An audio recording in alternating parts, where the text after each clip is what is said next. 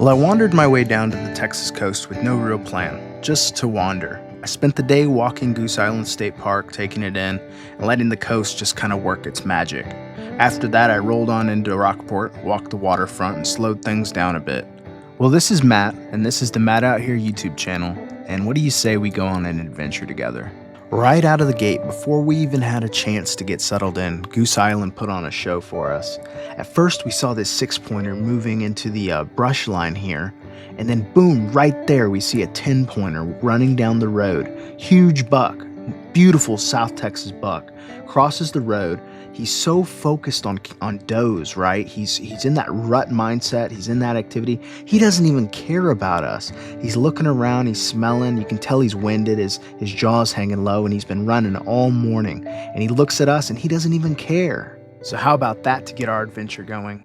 What's up, YouTube? It's Matt with the Matt Out Here YouTube channel. Today I'm here at Goose Island State Park, and I'm exploring this coastal shoreline here, situated between the St. Charles Bay and the Aransas Bay here on the Gulf of Mexico. This park's not a huge park, and it doesn't have any hiking trails, but it's got a beautiful picnic area. It's home to a almost 2,000-year-old big live oak tree, and you can do tons of fishing here. So first off, where even is Goose Island State Park? Goose Island State Park sits just north of Rockport, Texas, hugging the St. Charles Bay and the Aransas Bay on the Lamar Peninsula, which is about a 30-minute drive from Corpus Christi. It's a compact 321 acres of marshy paradise established back in the 1930s by the Civilian Conservation Corps, also known as the CCC, who cleared trails, planted trees, and built those iconic shell concrete structures using local oyster shells. Fun fact, over 200,000 visitors flock here yearly for camping, fishing, and birding, but it never feels packed. It's perfect for introverts like me. Pro tip, entry is $5 per adult. Kids 12 and under are free, and it's open year-round from 6 a.m. to 10 p.m. The gate code comes with reservations if you're rolling in that late. This building here is the Recreation Hall at Goose Island State Park, and it dates back to the park's earliest days. In the mid-1930s, the Civilian Conservation Corps carried out the original development here, led by the CCC Company 1801. Using local materials, the CCC built this structure from shellcrete, which is concrete mixed with oyster shells taken directly from the surrounding bays. That same approach was used throughout the park, from roads paved with crushed shell to picnic areas designed for the coastal environment. The Recreation Hall was originally built as a concession and gathering space, and it's one of the clearest reminders that Goose Island wasn't just set aside, it was carefully built by hand to last. And as you can see, Goose Island's got a pretty solid little picnic area tucked right along the bay. You get shade, a steady coastal breeze, and a front row seat to pelicans and boats moving through the water, which is not a bad place to slow down for a bit. What I like about this stretch of Goose Island is how straightforward it is. You've got shallow coastal water, thick marsh grass right along the shoreline, and nothing blocking your view across the bay. That mix is what keeps this area healthy. The plants hold the edge together, the water stays active, and everything just feels open. It's good scenery, but it's also doing real work beneath the surface. After exploring the picnic area and the CCC Recreation Hall, I walked down to the boat dock and the fish cleaning station. And this right here is where things really come alive. You've got brown pelicans and gulls posted up, basically waiting to see how the day on the water went. Anytime fish start getting cleaned, word spreads fast around here, and the birds know exactly where they need to be. Brown pelicans especially have a ton of personality. They're big, awkward, incredibly efficient, and somehow still seem like they're just winging it through life. You'll see them standing around watching everything, probably running through their daily math of whether it's worth diving for a fish or just waiting for scraps. It's always fun to wonder what their lives look like when no one's around, where they go, how far they travel, and how many docks like this they've memorized up and down the coast. Hanging around the cleaning station is also one of the easiest ways to tell how the day went for fishermen. You don't even have to ask, just look around at what's being laid out. When I was here, it looked like redfish were the main target, which makes sense for this part of the bay system. You'll also see trout and drum show up depending on conditions. It's one of those spots where wildlife and people naturally overlap. Birds kind of work in the system and anglers winding down their day, and everyone kind of sharing the same space.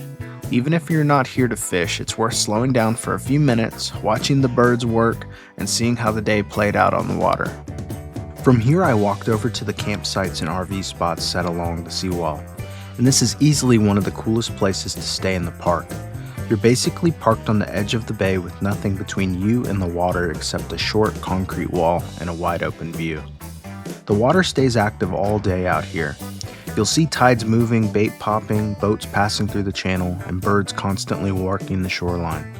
At night, this would be an awesome place to just sit back, listen to the wind and water, and watch the lights reflect off the bay. Goose Island has a mix of RV and tent sites, some tucked back in the trees and others right here along the seawall.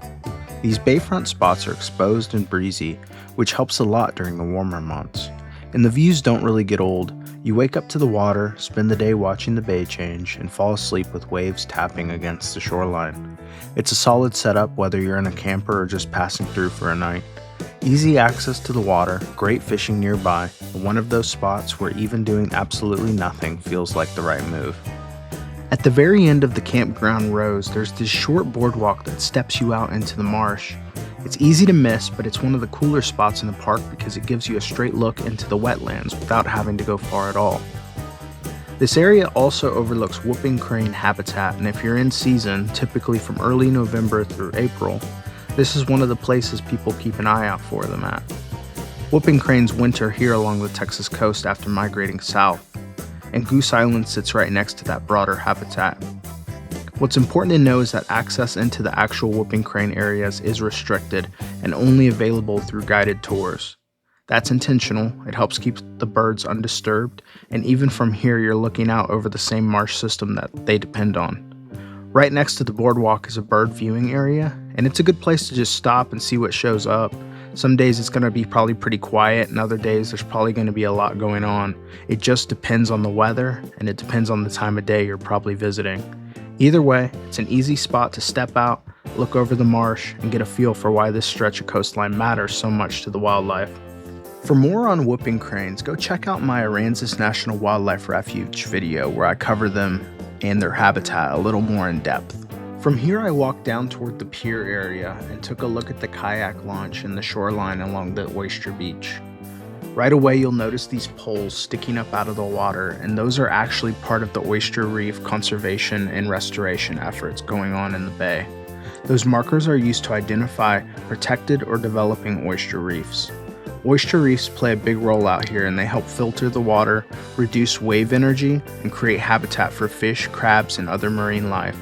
In a place like this, protecting oysters also helps stabilize the shoreline and keeps the bay healthier long term. This area is also set up well for kayaking, especially on calm days when the water is flat like this. Between the shallow bays, the marsh nearby, and the protected coves, it's a good place to explore quietly without disturbing wildlife. Even just standing here for a minute gives you a sense of how much effort goes into keeping this coastline working the way it should. And Goose Island has trails that are designated specifically for kayaks, so if you're interested in that, definitely check it out. Next, I walked out onto the fishing pier here at Goose Island State Park, and this is honestly one of the main attractions of the park. The pier stretches about 1,620 feet out into the bay, which gives you access to deeper water and moving tides without ever needing a boat. One big thing to know right away is that you do not need a fishing license to fish from the pier or from shore here, which makes this place really accessible whether you're experienced or just trying it out. People come out here targeting redfish, speckled trout, black drum, flounder, and sheep's head, and it's not unusual to see solid fish brought in throughout the day. I've fished this pier in the past, and I've personally seen plenty of luck out here. That said, like most coastal fishing spots, success depends a lot on timing and conditions. Some days are wide open, others are slower. Around this area, you'll also hear people talk about good action near the jetties or even wading out in the bay, which can definitely increase your chances depending on tides and water movement. The pier itself is open during park hours, typically from 6 a.m. to 10 p.m. And if you're planning to fish into the evening, it really pays to get out here early. Not every spot on the pier has a light at night, and those lit sections tend to be more productive once the sun goes down. Getting set up near a light ahead of time can make a big difference as bait and fish tend to move in after dark. Another important thing to keep in mind is what's under the water here. Oysters are everywhere around the pier, and they're great for the ecosystem but rough on tackle. It helps to fish a little smarter. Use lighter weights, keeping your lines off the bottom when possible, and be patient. The water around the pier isn't especially deep, so adjusting your setup goes a long way toward not getting hung up constantly. Between the length of the pier, the variety of species, and how easy it is to access, this is one of the places where you don't need anything fancy to have a good day. Whether you're fishing seriously or just walking out to take in the views, it's a solid way to spend some time here at Goose Island State Park. After wrapping things up at the pier, I hopped back in the car, exited the park, and drove just a short distance down the road to the big tree. This whole area is scattered with massive southern live oaks, and they're impressive before you even get to the main one. Thick trunks, wide canopies, and limbs that have clearly been shaped by centuries of coastal weather. The big tree itself is believed to be over 1,000 years old, and some estimates suggest it could be closer to 2,000 years old or more, which is hard to wrap your head around until you're standing out here. So here at the Goose Island State Park, when you pull up to the big tree, if you look to your right, there's this huge, massive oak tree right here. And to break it to y'all, this isn't the big tree, but all around us are these oaks, and they're just spread out here. But I'm about to show y'all the big tree, and it's humongous. It's estimated to be over 500 years old, and I think some of the trees here can get even close to 1,000 years old. They've survived tons of hurricanes, tons of storms, and they really are just a marvel out here, just incredible. Standing here at the big tree really puts its age into context. This is a southern live oak believed to be over 1,000 years old, with some estimates placing it closer to 2,000 years or more. The trunk measures about 35 feet in circumference, and the tree stands roughly 44 feet tall, and its canopy spreads nearly 90 feet across. Live oaks grow slowly and develop incredibly dense wood, which is a big reason this tree has survived centuries of hurricanes, salt spray, flooding, and wind along the Texas coast. Long before this became a state park, this land was occupied by the Karankawa people, a Native American group that lived along the Texas Gulf Coast for thousands of years. The Karankawa relied heavily on fishing, shellfish, and coastal resources, moving through bays and barrier islands with the seasons. Trees like this would have served as natural landmarks in an otherwise flat coastal landscape, meaning this oak was likely already several centuries old during their presence here. As this tree continued to grow, it stood through the arrival of Spanish explorers in the 1500s, early coastal mapping, and the transition from Spanish to Mexican control of Texas.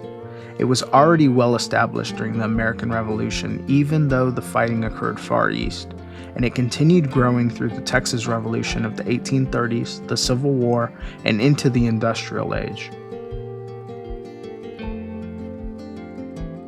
So I left Goose Island and I came down here to Rockport to check out the marina and really come check out the big crab that they have and some of the other cool stuff.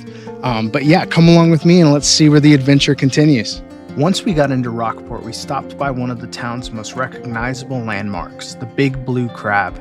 Rockport's crab history goes all the way back to 1957 when a local restaurant built the first giant crab to draw people in, and it quickly became a symbol of the town.